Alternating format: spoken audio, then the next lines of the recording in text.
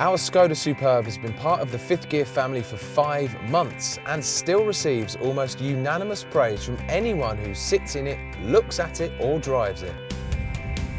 Even fifth gear royalty like Tiff and Plato cannot find fault with our Superb.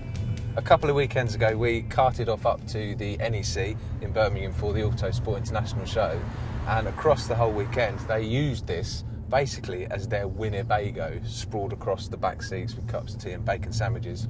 No complaints at all, they loved it. Even amongst proper race cars and racing drivers, the Superb came across as totally classless. It's got the handsome, prestigious looks to hold its own and look posh, but at the same time, it's got a Skoda badge, so it doesn't come across as cocky and aloof. It's a people's champion.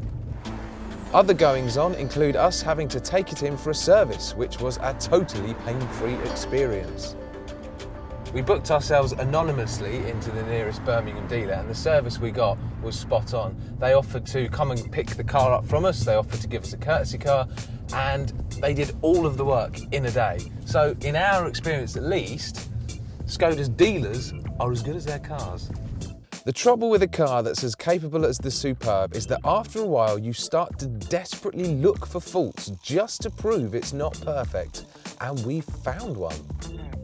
A few of us have noticed that the double clutch gearbox isn't quite as smooth and unintrusive as we think it could be. Firstly, in gentle driving, it has a tendency to change up a gear too early, presumably to keep CO2 emissions down. The only trouble with that is it can change up so early that it drops the engine out of its turbo range and therefore it lacks any power. And secondly is the opposite problem. When you are driving along and ask for a small burst of acceleration, it can be too keen to change down a gear when in fact the gear it's in would pull along perfectly fine. The Superb's got a couple of months left with us and will be put to harder use than ever as we gear up for the spring series, which starts in April. We'll upload a couple more videos, so keep your eyes peeled on the website.